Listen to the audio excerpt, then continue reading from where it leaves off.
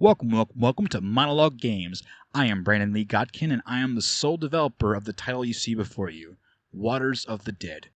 And today I want to go over the gameplay systems and sort of demystify the game a little bit for people who seem a little confused about what the game is about or how to play it.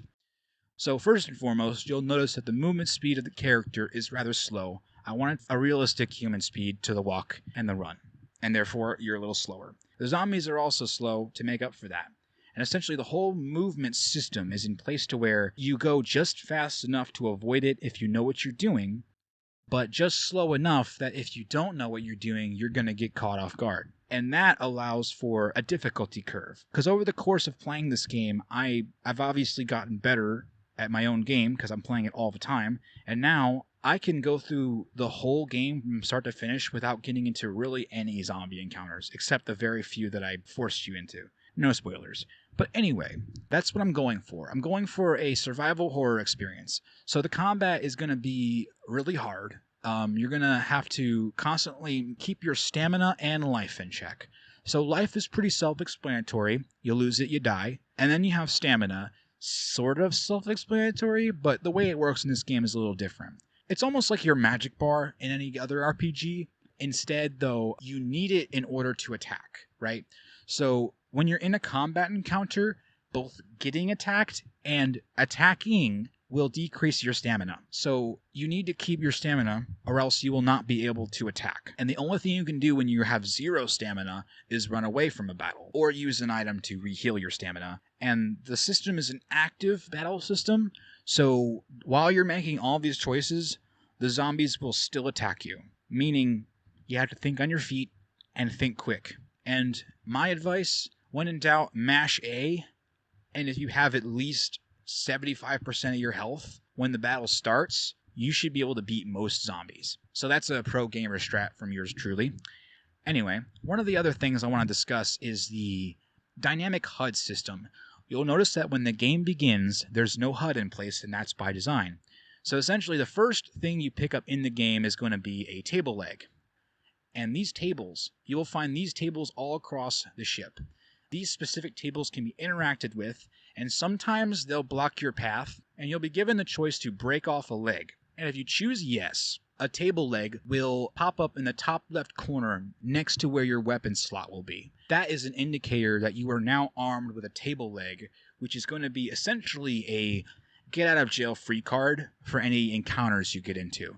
So essentially how the table leg functions is you can only have one on you at any given time.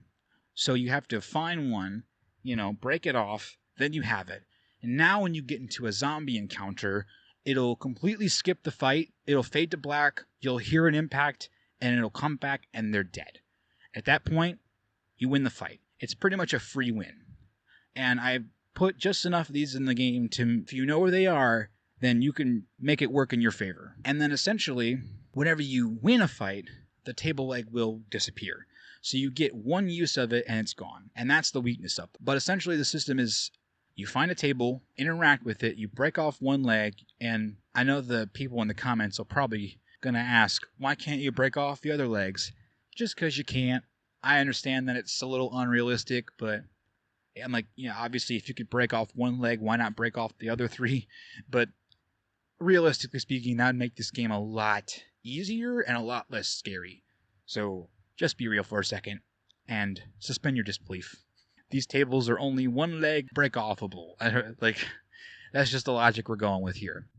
The next system in place is going to be the saving. So like any traditional survival horror game, you're going to need an item in order to save your game.